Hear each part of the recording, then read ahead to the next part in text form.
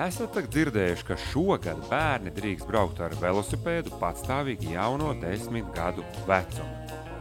Nu lūk, bet vai esat aizdomājušies, ka ar to vien nepietiek? Jābūt arī vadītāja apliecībai. Bet kur lai to dabū? Dažās skolās gan par to jau domā, bet ne visās. Piemēram, ļoti labs veids, kā sagatavoties velo eksāmenam, ir piedalīšanās jauno satiksmes dalībnieku sacensībās, kurās aicināts ir visas Latvijas skolas, bet ne visi šo iespēju izmanto. Piemēram, Latvijas hipsteru galvaspilsēta Rīga vispār labi, ja kādu skolu uz šīm sacensībām aizsūtīja. Pārsvarā piedalījās tikai Rīgas rajona skolu bērni. Bet es tikko biju Ogrē. Ogre mierīgi var izkonkurēt Rīgu velobraukšanā. Te viena skolotāja uz tām pašām sacensībām bija atradusi 23 komandas ar 6 bērniem katrā komandā. Saņem Rīga tieši sejā. Mums taču Ogre ir ļoti labvēlīga pilsēta, draudzīga pilsēta riteņbraucējiem. Doma ir padomājusi arī par šiem riteņbraucējiem. Patiešām ceļiņi ir brīnišķīgi. Var atbraukt līdz skolai mierīgi, ja zina ceļu satiksmes noteikumus, proti manevrēt ar riteni, viss var atbraukt. Ogre atrodas tādā ideālā vietā, apkārt ir ūdeņi, bērniem ir jāprot peldēt. Ogre atrodas brīnišķīgā vietā, kur veloceliņi bērni brauc ar riteņiem. Divas lietas, ko viņi bez vecāka atļaus darīs. Ies peldēt pēc pāris gadiem un brauks ar riteņiem. Ļoti strateģiska doma, kas balstīta skolotājas pieredzē. Ja blakus ir upe, peldies gan tie, kas māk, gan tie, kas nemāk, un bez vecāka pieskatīšanas. Tātad drošāk ir iemācīt, nevis vienkārši teikt nepeldi. Šogad Ogrē sacensībās piedalījās 100 bērnu, un vairums arī nokārtoja velo vadītāja eksāmenu. Es arī uzstāju to, ka uz skolu drīkst braukt ar riteni, ja ir tiesības. Ja šo tiesību nav, tad ritenis ir jāstumj pa ielu vai pagalmā, lūdzu. Velo vadītāja eksāmens nav grūts, bet ir vajadzīgs kāds, kurš to pieņem un pārbauda.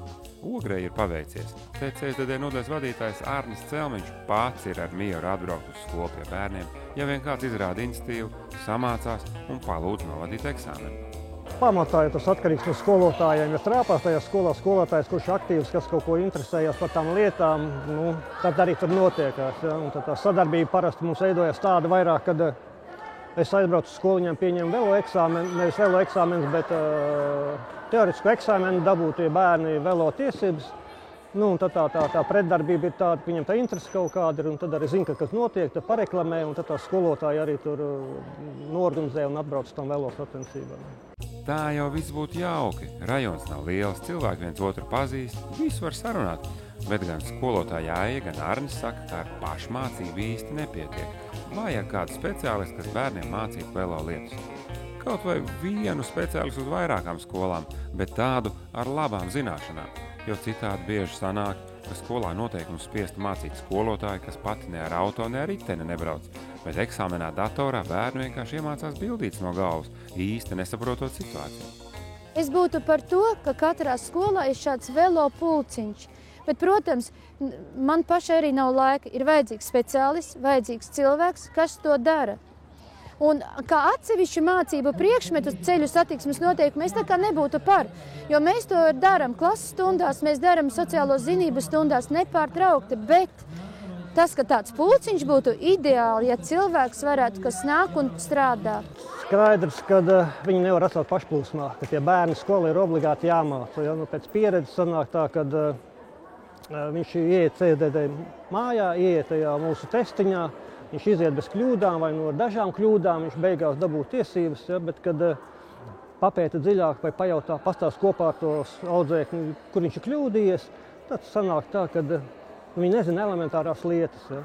Viņam gadījies ir tajos testos tās situācijas kaut kādas vienveidīgas un sanāk tā, ka viņš nevis zina, kāpēc tas tā jādara, bet viņš zina, ka tajā testā tā jādara, tā ir pareiza atbilde. Ja?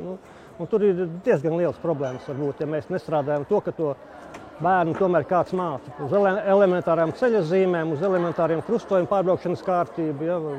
Velo celiņu šķērsošanu, ja? Kam priekšrokam nav tādas lietas. Atbild pareizi, kāpēc viņi nezina, ja viņam nav mācīts. Ļoti svarīgi ir, lai bērns lietas iemācītos ar sapratni, un vēl svarīgāk ir pieaugušajiem saprast, kas bērniem jāmāca, jo visu jau neiemācīs. Tāpēc, mīļie vecāki, aicinu jūs izvērtēt situāciju, tāpat kā to darīja skolotāja Aija. Ja Ogrē ir Daugava un veloceliņš, tad par tiem arī jāmāca. Padomājiet pirms vasaras, ar kādiem riskiem brīvlaikā saskarsies jūsu bērni, un par tiem arī ar viņiem parunājiet. Jo vecmāmiņu pedagoģija, ja noslīgsi mājās nerādies, te neies cauri. Labāk aprunājieties ar bērnu, kā viņam vasarā rīkoties.